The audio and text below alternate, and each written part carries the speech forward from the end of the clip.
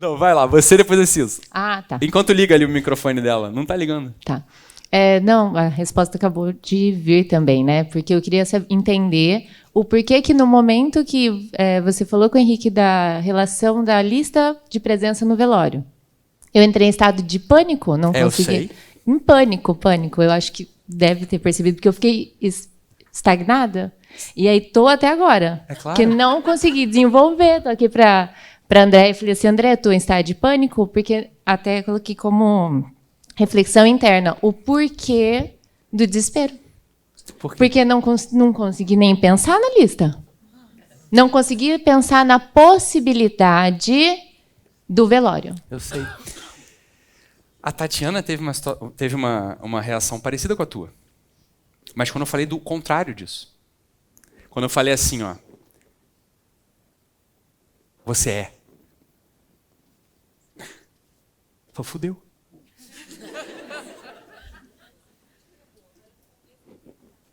É a mesma coisa. É o confronto com a duração, com o eterno, ou com o contrário disso, o que dá na mesma pra gente. É um choque, é um aprofundar, é exatamente isso que você está sentindo assim. É um aprofundar na gravidade da vida. É assim, ó, a coisa é. A coisa é, e é séria. É que dá pra fingir que não é. A gente até faz piada. A gente vai falando de dente que cai. É claro, a gente tem que ter um relaxamento cômico, senão isso aqui vira É difícil mesmo. É muito profundo, é muito sério tudo. É muito denso. A gente tá falando de realidade que a gente não conversa no almoço de família. Só que a questão é a seguinte, a gente vai morrer. E é tudo muito sério. Porque olha só, isso é uma pergunta muito, muito central. Assim. Olha só, tá a Andréia aí, como é que é teu nome? Desculpa. Bárbara. Tá a Andréia, tá a Bárbara, tá o Henrique. São 6 da tarde. Né? Imagina que de repente o Henrique morreu, agora. Foi domingo não, morreu agora. Ele apagou e morreu igual um passarinho. Bárbara, olha só, racionalmente, tá morto mesmo. Não vai começar a feder agora, não vai incomodar ninguém. Sim, pô, Henricão, depois te avisa para tuas famílias.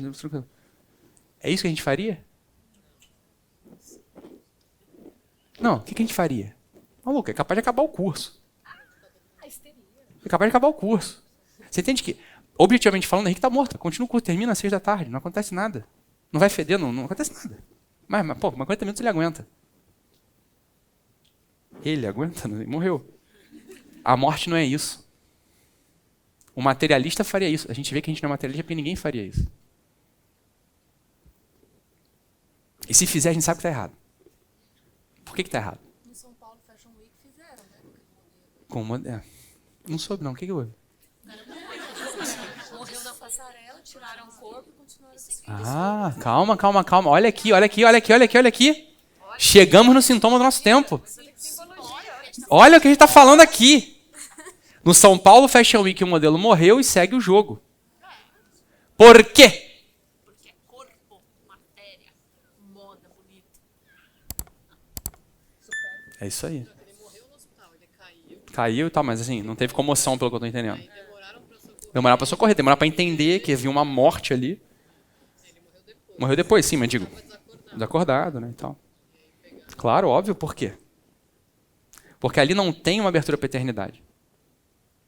É dramático, é tudo muito definitivo.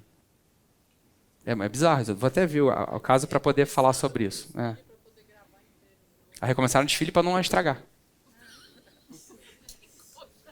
É isso, cara. É muita grana circulando, começam outras coisas a ficar na frente de tudo. É a matéria. É exatamente isso. É a matéria. É a coisa. Então é claro, Bárbara, assim, quando a gente trava diante dessas coisas, diante do velório, o que está acontecendo? A gente está tocando no centro da vida. E ali é território sagrado, a gente tem que tirar as sandálias para entrar. Você entra descalço. Assim, é muito sério. Essa conversa toda é muito séria, na verdade.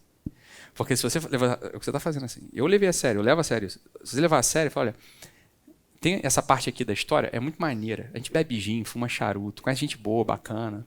Aí vai à falência, recupera, às vezes não recupera. Tá bom. Tem essa parte. Tem uma outra parte. Que é quando tu começa a perecer e apaga tudo. E aí tu entra na dimensão real. Por que real? Porque ela sempre foi. E ela não vai deixar de ser. Quando tu morre mesmo. Quando você passa dessa fronteira. Quando você passa dessa fronteira. A fronteira da morte, ela sempre traz um incômodo. Por acaso, eu tava lá em Lisboa agora, né? Falei, perdi o dente, né? Não quero me repetir. Mas eu fiz um Skype com meu pai. Meu pai gosta de Portugal também, e a gente gosta de mar. E aí eu estava num lugar no qual se via assim, um oceano virgem em português ali. E eu liguei pro meu pai e falei, pô, pai, tô aqui nesse lugar e tal. Aí meu pai falou uma coisa pra mim. Ele falou assim, eu tenho medo desse mar. Eu falei, cara, eu também. Não é como o nosso mar aqui do Brasil, que a gente veleja, a gente anda de barco, a gente enfrenta, né? Vai pra costa, enfim. Mas o mar de lá, ele abre... Eu sei o que meu pai estava falando, porque eu tinha meditado sobre aquilo. É um princípio de morte que aparece para você ali. É um princípio de morte. Você vai enfrentar aquele mar e não vai voltar. O mar tem esse poder. Existe um adágio, que foi depois um adágio que foi tomado pela religião, mas é um adágio, sobretudo, desses sujeitos que eram marinheiros, que é duc in altum. Tipo, mar adentro. Tipo, entra. Duc de conduzir, né? In altum. Vai fundo. Mas olha, é um princípio de morte aquilo.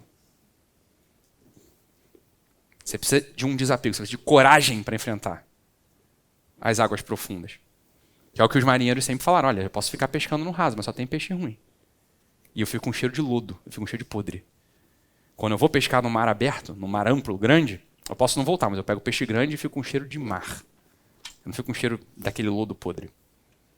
Essa é a nossa vida, né? Essa é a história da nossa vida. Então, é claro, o confronto com a morte é o confronto dessa passagem. Que é a passagem do duc in altum. Confronta com o que você de fato é. Não fica confrontando a tua vida com esse mar raso, que é o mar da temporalidade. Aqui só tem peixe pequeno e cheiro de podre. Você sabe disso, eu sei, todo mundo sabe disso.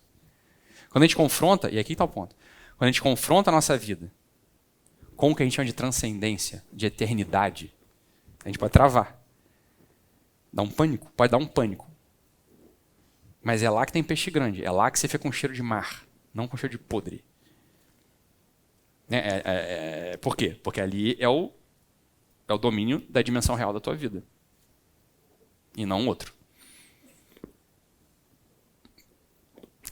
Eu estava falando isso com meu pai. Eu falei, cara, aí a gente falou assim, esses marinheiros, Vasco da Gama, Pedro Álvares Cabral, esses marinheiros anônimos, o nego era brabo. Porque hoje a gente sabe, né, que se ele tem GPS, não tem dragões do outro lado. O nego achava que tinha um gigante Adamastor quando ia cruzar o Cabo da Boa Esperança. O nego achava que ia enfrentar um gigante.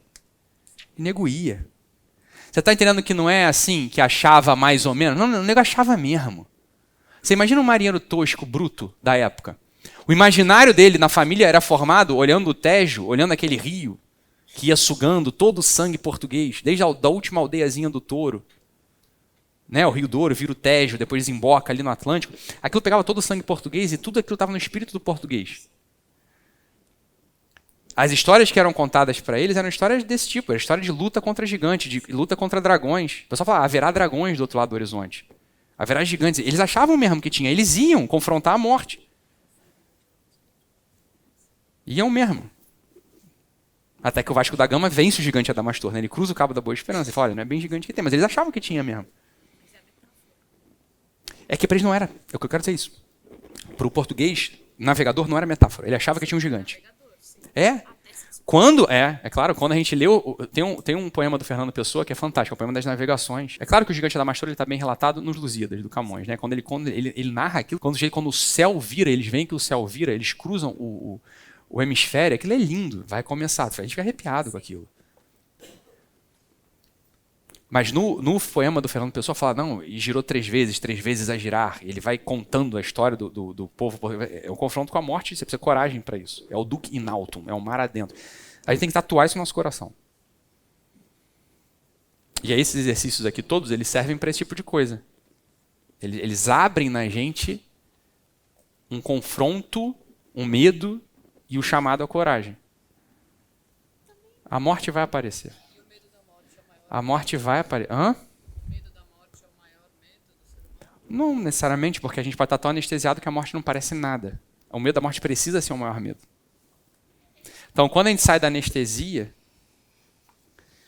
a morte ela aparece com a gravidade que ela tem. Não necessariamente é medo. Mas você tem que ter uma hesitação diante da morte. Isso é a postura natural do homem.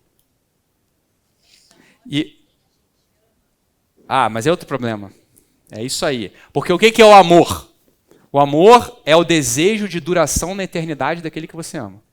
O que é o amor? É o desejo da duração feliz na eternidade do outro. Você só sabe que você ama alguém quando você quer que ele dure na eternidade feliz. Isso é o amor. E toda condução, todo ato do amante com o amado, ele tem que ir nessa direção. Por isso que o egoísmo, ele é contra o amor. O egoísmo, ele tira a felicidade do outro. E toma para si. Já não é mais amor. Já não é mais amor. Então,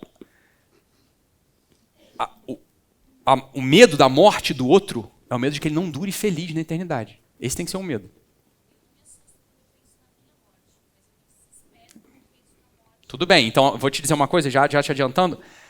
Esse teu medo está anestesiando a tua realidade, porque você vai morrer. Você vai morrer.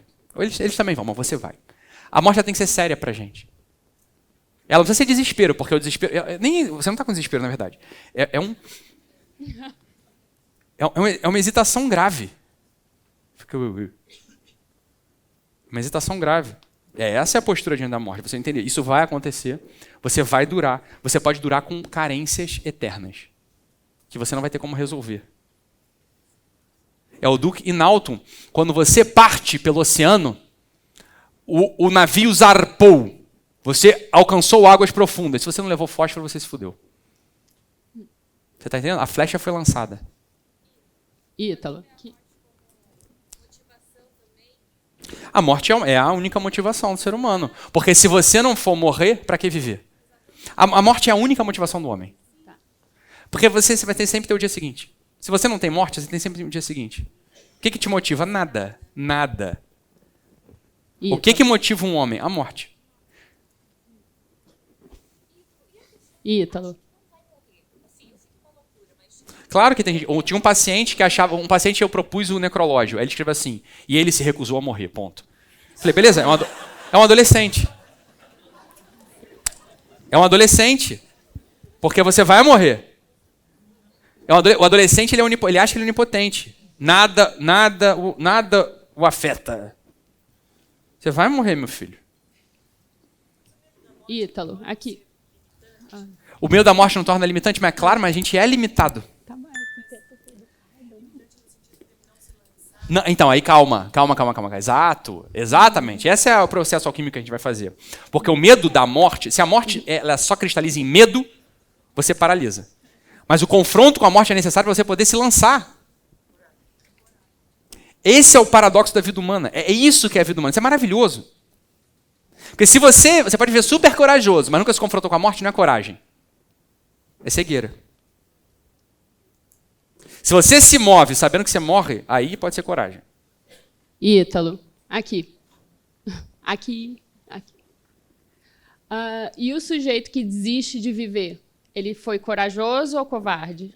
Essa pergunta eu não vou responder. Mesmo? Porque é uma pergunta muito sensível para muita gente. E cada caso é um caso. Cada caso é um caso. Mas nunca é coragem. Pode ser uma má compreensão sobre isso. Mas não é o caso. A pessoa que se suicida é um outro problema. Ítalo, aqui. Vou responder. A análise sobre a gente. Quando a gente tem esse tipo de desejo.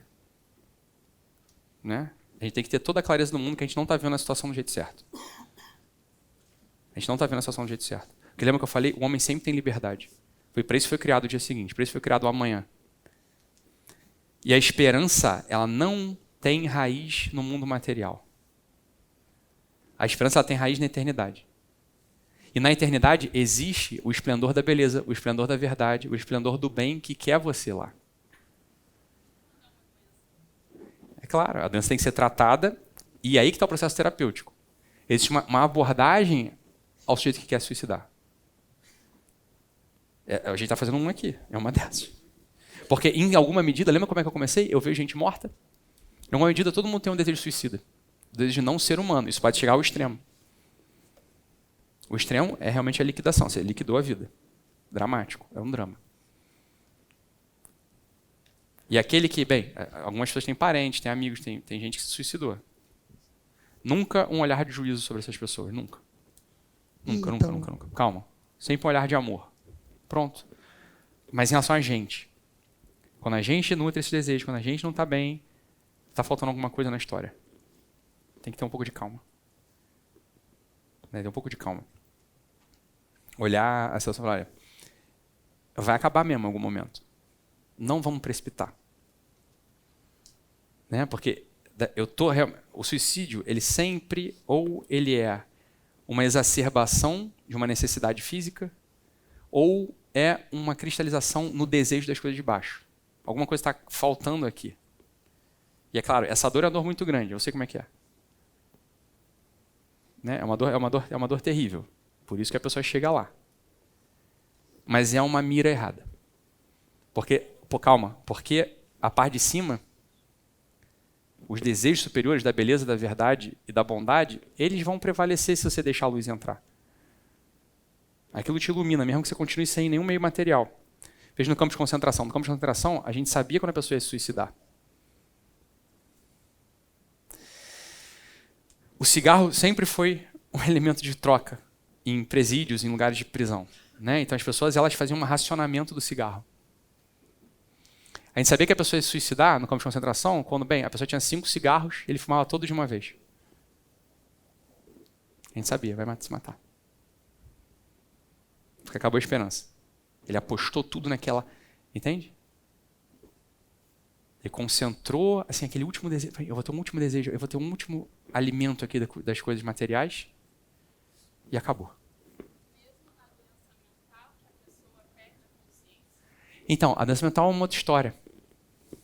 Mas essa é uma coisa que é dramática, tá? Nem todo mundo que se suicida tem um problema mental. É outro problema. Não vamos entrar aí. Mas é uma falta de esperança também no que é o arco da vida, né? Mas é uma outra história. Mas tem incoerência, né? Uma coisa com a outra, claro. Tá? Então, é claro, o suicídio, ele nunca é a resposta, né? Não pode ser. Para um homem, né? Para uma mulher, não é a resposta. Então, é porque continua. É porque continua. E porque essa vida, ela não é um lugar ruim, se você deixa o sol entrar de algum modo. Mas ela também nunca vai te dar tudo. Isso aí a gente sabe disso. Por quê? Porque a inscrição do homem é privação, é a carência. Falta algo. Por definição, falta algo. Pergunta. Eu achei muito legal você falar disso, de morte, porque as pessoas têm medo, na realidade, de falar disso, e a grande conexão e a grande transformação, ela vem através do assunto morte, né? A gente precisa entender que vai morrer para recomeçar. E aí a colega falou de suicídio. Meu esposo se suicidou depois da morte da minha filha. É isso. Então eu fiquei 6, 7 meses vivendo essa transformação. Sim. E indo trabalhar, indo fazer as coisas. E as pessoas me pediam, tá, mas e aí? O que tu tá fazendo? Tu não tá de luto? E aí eu falo uma coisa que eu acho que é muito bacana a gente pensar sobre isso, né? Faz muito sentido com o que tu diz. O mundo não para a gente sofrer.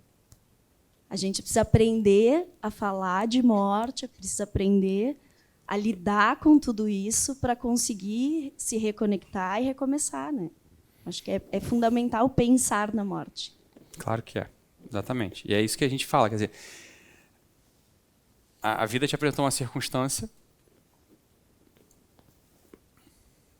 e a gente sempre tem isso aqui, ó. É que não está mostrando, está me mostrando aqui. A gente sempre tem isso aqui, ó. É a liberdade. Isso é terrível. Isso é terrível. E muita gente não aguenta. A gente não aguenta ver a própria liberdade e a liberdade dos outros. Né? Quer dizer, uma experiência dessa, que é uma experiência de perda. Perda, perda, perda. Né? Perdeu a filhinha, perdeu o marido. Isso vai te afetar, isso é a tua circunstância. É justamente a articulação dessa circunstância na gente que faz a gente ser quem a gente é. Não é? A gente pode contar, você podia fazer isso, você tinha todo o direito, tá? Ninguém ia poder levantar um ai contra você, se você caísse de cama. Você sabe disso. Você não fez isso. Mas o que me fez começar a te seguir foi justamente o não vitimismo. Isso. É isso que eu estou dizendo. É sair disso. Claro que é isso. Porque dor todo mundo vai ter. É claro que é. Mas como é que tu sai disso? É claro Aí que é tá a isso. grande E a grande verdade, questão. como é que é seu nome? Andréia. Hã? Andréia. A verdade, André, é que por mais que pareça, a verdade é, essas pessoas elas são. Tua filha e teu marido são. Eles continuam sendo. Essa é a coisa. Eles continuam sendo, né? Tem um amigo meu, Francisco Escorsim. Ele tem um projeto chamado Os Náufragos, enfim, com J. E tem um texto do Chico, né, do Francisco Escorsim, que ele fala assim: eu comecei a me relacionar mais com meu pai depois que ele morreu. É porque verdadeiramente a presença deles fica na totalidade já. Eles estão feitos.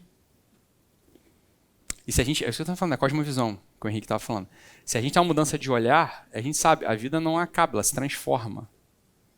E o relacionamento continua. É claro que, assim como o poeta espanhol João da Cruz fala assim, olha, é que o amor humano precisa de presença e figura. É claro que precisa de presença e figura. Por isso que quando alguém morre, a gente sofre, porque a presença some, a presença material. Mas para uma alma que imagina, para alguém que continua vivendo o que você está falando, o que é continuar vivendo o que você falou? A vida não para. O que é isso? Preste atenção que isso aqui é importante, pessoal. Quando você aposta na vida, ou seja, na narrativa, eu vou continuar vivendo, porque o mundo não para. Foi isso que você falou? Quando você aposta nisso, você tocou no que é a substância da vida humana. Né? Então você sabe que a substância dele está permaneceu. A substância é uma história. Não é um porta-retrato, não é uma estátua, não é uma xícara. Ora, se a sua filha viveu, ela é. Se o seu marido viveu, eles são. E é claro que na eternidade tem um reencontro da mesma natureza. É claro que tem. Tem um reencontro da mesma natureza. Os dois, né, os três, no final das contas, são imateriais e se apreendem dessa forma. A gente aqui, é claro, a gente sofre pela ausência. Só que quanto mais... É isso que você fez. Quanto mais a gente vive, mais substância a gente tem. E a nossa substância é narrativa. Ela é imaterial de algum modo. Então a comunhão ela volta a ser possível. É exatamente isso.